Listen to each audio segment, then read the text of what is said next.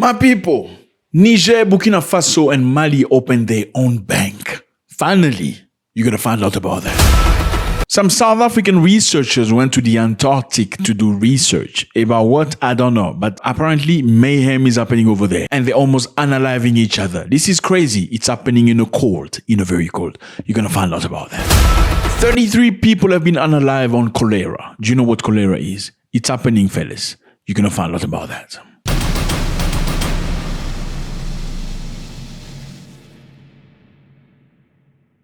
What's up, everybody? I hope you're doing good. It's a beautiful day. Thank you very much for stopping by. You are very much appreciated.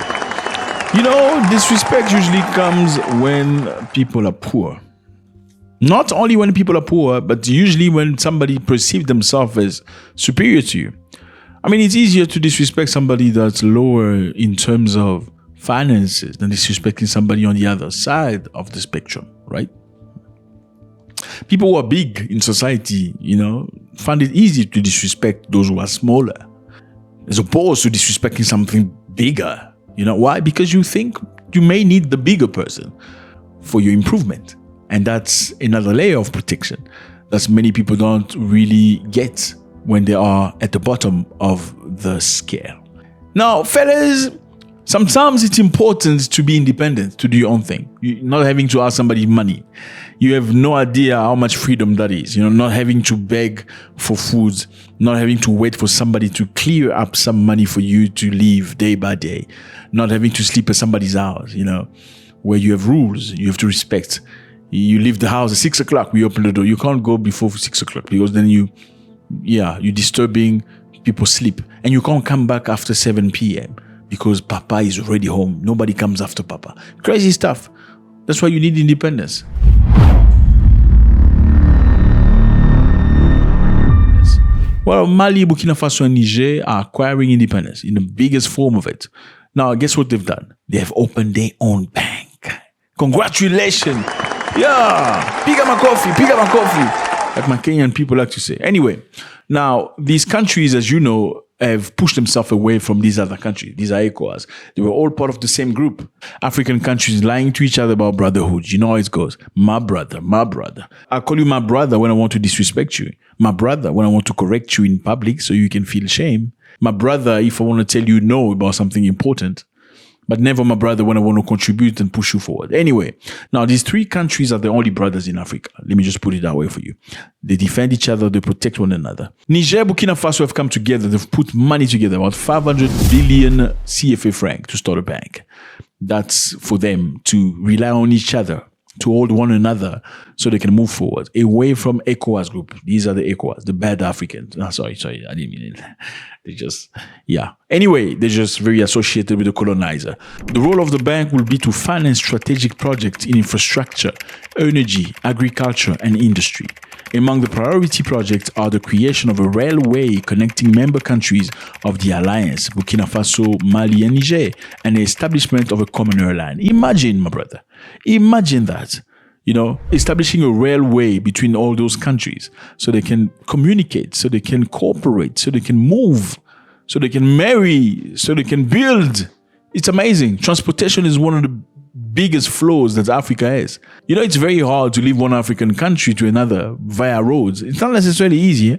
Maybe easy in one country, not necessarily to the other. It's very complicated. In Europe, you can cross Europe through cars. Very easy. In a few days, you cross Europe. Train, even lesser than that.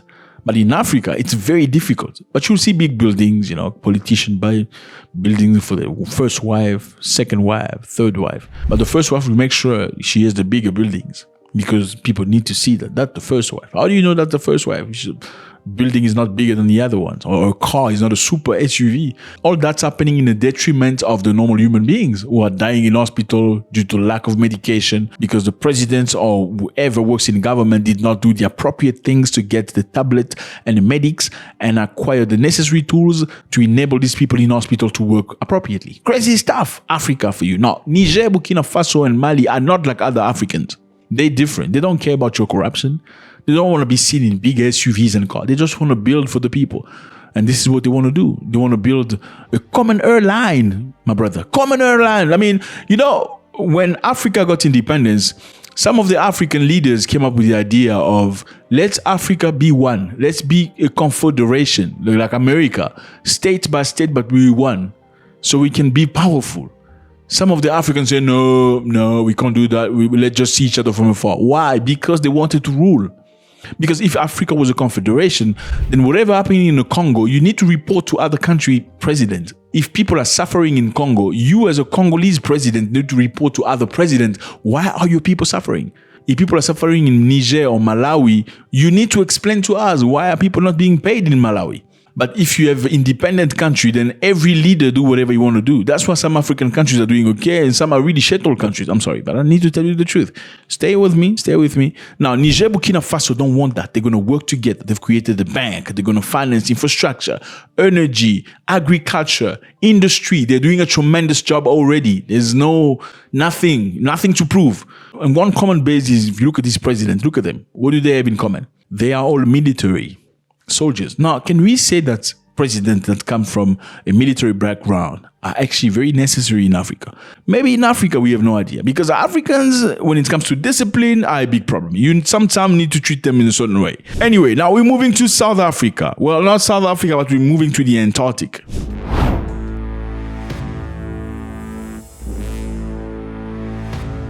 A member of a South African research team on a remote Antarctic base has accused a colleague of physical assault and making death threat, pleading for immediate action to be taken.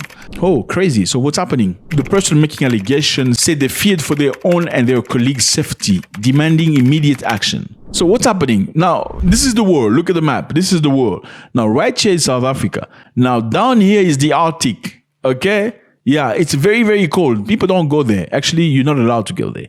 Some people believe that the earth is flat. You know, your flat earthers believe that the earth is flat. That's the theory. Just listen. Don't judge. Just listen. They believe the earth is flat. And at the edge of the earth, it's the Arctic. That's the pole. And the pole is not north and south. They believe the earth is flat. And there could be other worlds beyond that. That's what they believe. Just relax. Okay? Could be other worlds that are kept secret from everybody. Look at this map. This is a map that's appeared many years ago. So they believe all these are other worlds beyond what you know, other continents, beyond America, Europe, and Asia, and all that you know. There are many other continents. Anyway, we don't know that. We've never been there. Anyway, let's continue. Now, the South Africans are in the Arctic for research purpose, work on the research, apparently for geological research and biological research. So looking for small organisms and all these funny things. I mean, this is where you get all these funny viruses. And then they come to the continent and they Ebola everybody, you know, and you have no cure for it. I mean, apparently organisms live in these ice for millions of years. So they've been frozen. Why would you want to unfreeze them? Anyway, so South Africa is probably among the very few African countries that have stations in those places. Now, apparently the story goes along the line that one of the guys was very pissed off with one of the guys because the other guy was also liking the girl that the other guy liked. So it was big mayhem. And apparently one of the guys broke the other guy's laptop. Now imagine in a remote place when it's very cold, you probably need some companionship. And you need to go through testing and mental training before you go to that place because of isolation. It's cold, okay? So just imagine adult people doing these bad things. And also, apparently the girl is married. I mean, this is crazy stuff. Oh my word.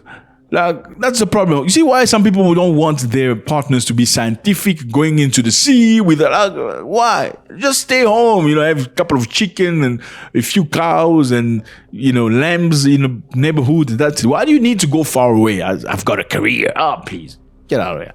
So the person got very violent, apparently, very angry, and therefore threatening everybody else's security. So I can just imagine the guy is probably a muscle man, bully, or maybe a thin guy. You know, these thin guys are very dangerous too. With a hammer in the hand, imagine just, yeah. So it's mayhem. Now the South African government said they need 2 months to actually save somebody from that place. So it's crazy stuff. Now in Ethiopia, fellas, 31 people have been unalive rapidly from cholera. You don't want cholera. So this is crazy. About 1,500 people are sick in Ethiopia, according to Doctors Without Borders. And cholera is a very, very bad disease. So cholera actually gives you diarrhea, runny stomach for 24, 48 hours for the strongest, you're done. So something needs to be done about it. Apparently, it started in South Sudan. South Sudan, about 1,300 people were unalive of cholera. And that's combined with violence happening on that side. I mean, imagine violence and cholera at the same time. You want to go hide yourself from gunmen and you start... Oh, bad. Like, what do? Do you hold it in when they're passing you with guns? What if you can't hold it in and the stuff are coming out? No. Okay, guys. Too much YouTube for the day. Thank you very much, fellas. It was a great pleasure. Let me know how you feel about this. Niger has opened a bank for themselves. Burkina Faso and Mali going to profit from it. They're moving forward. Do you think they're moving forward or they're lying to us? God bless.